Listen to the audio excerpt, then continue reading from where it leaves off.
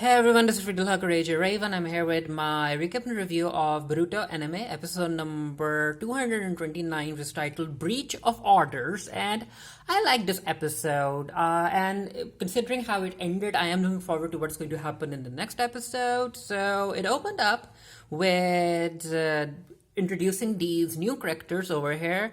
I think his name is Kurobane or something to that effect, and this is Jjim Maru, and they have this young kid tied up to a tree, and basically it turns out that these two have been sent in order to collect something mysterious, which we get to know about as the episode progresses.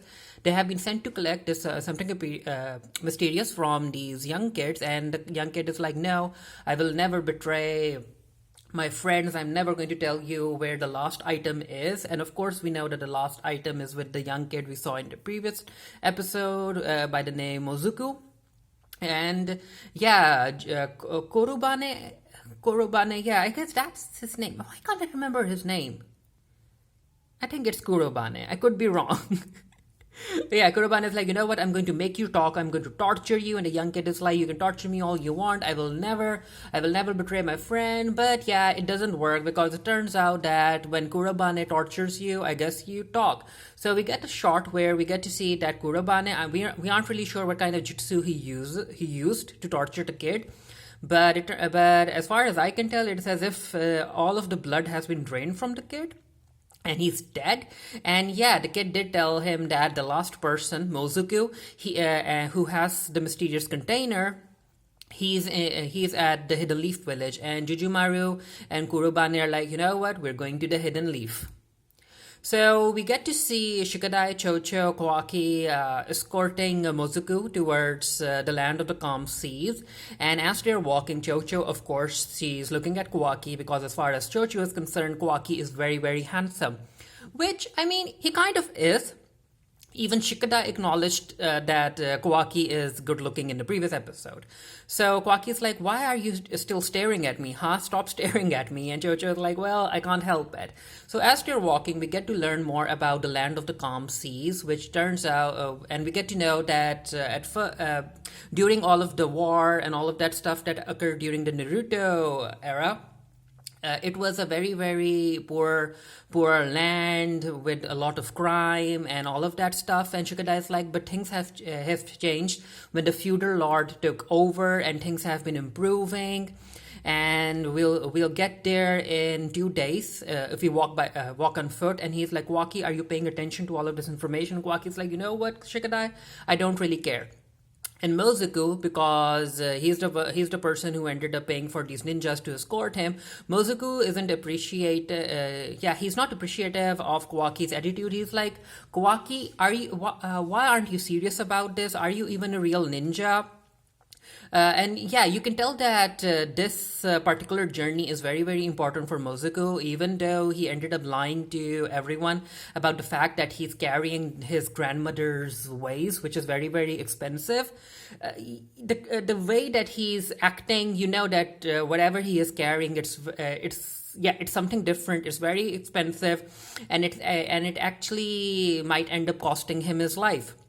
But yeah, he doesn't tell Shikadai, Kawaki, and Chocho that yet. He does end up telling them later on in the episode. But yeah, right now he's very, very concerned about Kawaki's attitude, because he's very unsure about whether or not Kawaki will even be able to protect him if he gets attacked. And Kawaki is like, Mozuku, I'm not even a real ninja, so I don't really care what you're trying to tell me when it comes to being serious. So you know what, chill. And yeah, nothing will happen to you during this mission. And yeah, Mozuku, again, he ends up talking about how he paid a lot of money, and that money is very scarce for him. It's very important. And as far as Kawaki is concerned, money doesn't necessarily mean anything to him. So he's just he's trying to figure out why Mozuku is very, very weirded out about all of this, and that he shouldn't be so worked up. But anyway, We cut to Naruto at the Hokage office, and Naruto and Shikamaru are talking about Kawaki being sent on the current mission, and that if Kawaki ends up passing this mission, this is going to be his final test, and if he passes, then he will be given the rank of a genin. If he doesn't pass, then yeah, his journey to become a ninja is over. Konohamaru walks in, and this is where Konohamaru tells Naruto about these mysterious killings around neighboring lands, and there have been like 6 victims, and Naruto and Shikamaru are understandably worried about it. They're concerned, and they're like, you know what, if this is happening in different lands, a similar thing might happen in the land of fire too, so we need to be alert. Then we get to see Korubane and Jjim Maru. They ended up going. I think they go to the shed where Mozuku was staying, but of course he has already left. And then we cut to Boruto, Salad, and Mitsuki escorting like the cattle towards the farm or something. I'm not really sure what the escort mission is supposed to be. They just have to protect these 2 cattle as they walk. So yeah, Boruto isn't very happy about doing such a D rank mission, and Mitsuki is like, you know what, sometimes such missions are fun, and Boruto's like, yeah, sure, this isn't fun to me. And yeah, Salad is like, this mission was supposed to be done by Kawaki and the rest, but they were pushed to a higher mission, so stop complaining, and we need to protect these 2 cows. And as they're walking, the cows, of course, they sense something, and it turns out that they ended up sensing Korubane and Jjim Maru as they're running away. Boruto, Salad, and Mitsuki sense them as well. They look at them and they're like, you know what, those aren't Konoha ninjas. So yeah, they are giving us bad vibes, and Boruto's like, yep, I can smell blood on them. And I'm like, wait, Boruto can smell blood? Is that supposed to be in a literal sense, or or not? Or was it just him saying that they looked like killers, or they were giving bad vibes? Because I'm like, literally, I highly doubt that Boruto can literally smell blood. But yeah, the 2 ninjas are like, you know what, those kids saw us, so should we do something? And Korubane is like, no, Jjim Maru, they aren't our target. Our target is Mozuku. He shouldn't be very far considering his space, so we need to continue going after him. And I think that the fact that Boruto, Mitsuki, and Salad noticed Jjim Maru and Korobane, I think that these 3 might end up serving as reinforcements as the episode continues. But yeah, I'm not really sure. It could happen, but let's see. So it turns out that Korobane has this weird ocular jutsu that allows him to track Mozuku, and we didn't get an explanation about how the jutsu worked. So I'm looking forward to an explanation whenever it happens, because yeah, he ends up seeing these yellow blobs on the road. I'm not really sure if he's tracking Mozuku by his smell or something, but yeah, he's tracking something. Or maybe he's tracking whatever Mozuku is carrying, who knows. So moving forward, we get to see Chocho, Shikadai, Kawaki, and Mozuku walk through a dangerous cliff. Yeah, they're walking on a very narrow path, and yeah, Mozuku is about to fall, and Kawaki is like, you need to pay more attention. And Mozuku is like, yes, I'm trying. But he is like, you know what, I can't die here, and even if I die, I still have to protect this vase, my grandmother's expensive vase. And Chocho is like, wait, so this vase that you're carrying, it's way more valuable than your own life? How is that even possible? And Mozuku, of course, doesn't give he doesn't really explain it. He's like, you know what, I have to protect this vase with my life. So it's time for them to take a break, and Shikadai is like, we can rest here, we can eat, and Chocho is like, finally we can eat. So everyone sits down to eat, and Chocho takes out her lunch that her mom made, and she's like, Kawaki, aren't you going to eat anything? And Kawaki is like, well, I overslept, I was late, so I didn't pack any lunch. And Chocho is like, well, I can share my lunch with you. And Kawaki is like, are you sure? Chocho is like, yeah, I'm sure, we are friends, right? And Kawaki is like, yeah, I guess so. And he eats the rice lunch that Chocho gives him, and this is where Kawaki is like, where's Mozuku? It turns out that Mozuku went to go walk towards the stream to fill up his water bottle, and Kawaki walks towards him, and Kawaki is like, hey Mozuku, do you want to eat something? And Mozuku is like, no, I'm not hungry, even though his stomach is growling. And Kawaki is like, hey, stop pretending, you need to eat this. And this is where these two connect. And Mozuku asks Kawaki about why he wants to become a ninja, and Kawaki is like, well, the person that I look up to is a ninja, so I'm like, you know what, I should become a ninja too, right? And Mozuku is like, yeah, it's similar to the person that I look up to as well, and this journey that I'm on is very important to me. And as these two characters are bonding, we get to see Jujumaru and Korobane looking at them, and Jujumaru is like, so should we attack them right now? And Korobane is like, no, we need to find the right opportunity, we'll attack then. So it turns out that they do find the right opportunity. It's nighttime, and yeah, the young ninjas are traveling through a forest. A mist, a fog certainly appears, and we get to see that the container that Mozuku is carrying, it has been snatched away by Korobane, and Korobane is like, yep, that's the last container. I'm going to bring this container to my client, and Jujumaru will stay back, and he'll deal with you. And Mozuku is like, wait, so you got the rest of the containers as well? And Korobane is like, yep, I did, and yeah, that means that 6 of your friends are already dead. And of course, that upsets Mozuku very, very much. And we get to see that Jujumaru has entrapped the young ninjas in this net, which is covered in blood. And I personally really like how this jutsu worked. It was like this blood tree barrier jutsu, and I'm like, you know what, this does feel like a very OP jutsu, especially if you don't necessarily know that you aren't supposed to touch it. And yeah, after learning about the death of his comrades, Mozuku is very angry, and Mozuku is like, no, I'm not going to let you go. And he tries to run through the net, and of course, blood ends up covering Mozuku. And it turns out that the person, whoever is covered in blood, they end up falling under Jujumaru's control, and Jujumaru can make them do anything he wants, which is basically like he can make you take your own life. And that's what Mozuku is about to do. But yeah, but before that happens, Kawaki is very, very impatient. Kawaki is like, you know what, I'm just going to cut through all of these bloody nets. And before he can do that, Shikadai ends up using his shadow paralysis jutsu in order to stop Kawaki. He's like, no, we don't know how this jutsu functions, don't touch it. And Kawaki is like, why are you like this? Why aren't you allowing me to cut all of these webs? And Shikadai is like, look at Mozuku. And yeah, as you're looking at Mozuku is trying to take his own life, and Shikadai ends up knocking Mozuku out. And yeah, Shikadai is like, okay, so we can't touch the webs, because whoever ends up touching the webs, they end up falling under Jujumaru's control. So we have to be very, very careful about our next step. And Kawaki is like, damn it. And he ends up he tries to blow up the nets by releasing an energy ball. It kind of works. The nets do break, but then again, they are capable of regenerating. So the nets form back again.